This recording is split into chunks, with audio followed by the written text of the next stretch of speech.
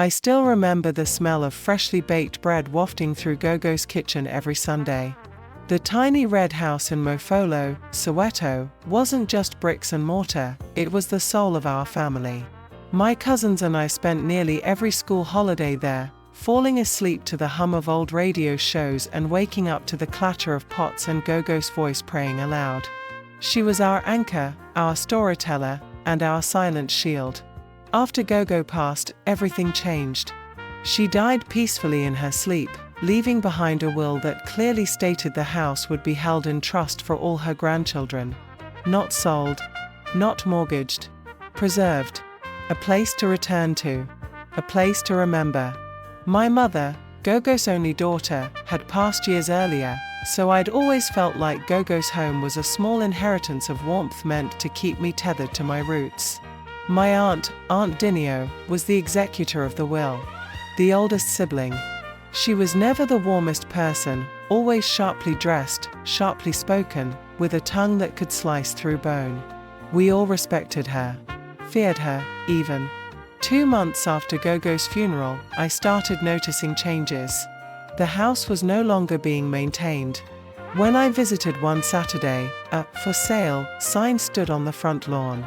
I thought it was a prank. I phoned Aunt Dinio immediately. "Why is there a sign outside Gogo's house?" She sighed. "Lerato, you're an adult. You should know how these things work. The house is in disrepair. We can't maintain it. It's better to sell." That's not what Gogo wanted. Gogo's gone. I felt like I'd been slapped. Later that week, I drove past and found strangers walking through the property, clipboard in hand. When I confronted Aunt Dinio again, she said, "You're acting emotional. This is about practicality." But something didn't sit right. Gogo's will had been very clear. I asked to see a copy. She promised to email it. Days passed. Then weeks. Nothing arrived. I called my cousin Buzzy, who lived nearby.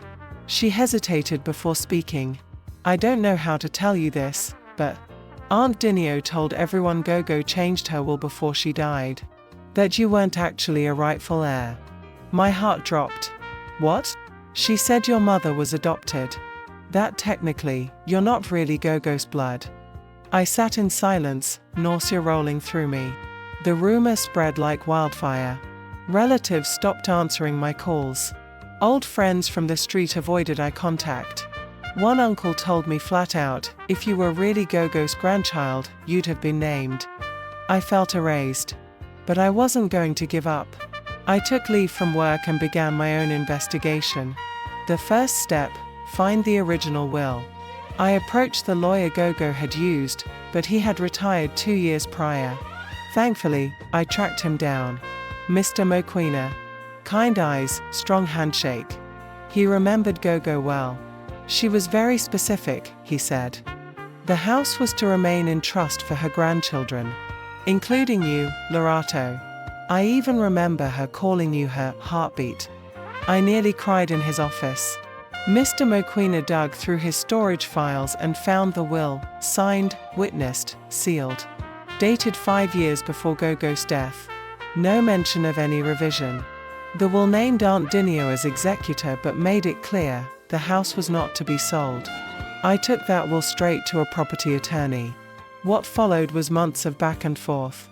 It turned out Aunt Dinio had forged a newer version of the will, claiming Gogo wanted the house sold to relieve the family of burdens.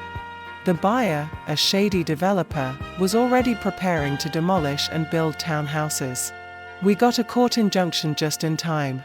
The forged will was tossed out. An investigation was launched. Aunt Dinio, cornered and embarrassed, claimed she misinterpreted Gogo's intentions. The judge didn't buy it. The house returned to the trust. The sale was voided. The developer withdrew quietly, probably fearing exposure. Some relatives apologized. Others stayed silent. Aunt Dinio moved to Cape Town not long after. I returned to the red house that December. The paint was peeling, the garden overgrown, but the soul remained. I sat on the porch, clutching Gogo's old radio, and wept. In the new year, I registered a non-profit in Gogo's name. The house would be restored, not just for us, but for the community. A place where children could come after school. A kitchen that served the elderly. A library filled with Gogo stories. They tried to erase me, but I remembered who I was. Not because of blood. Because of love.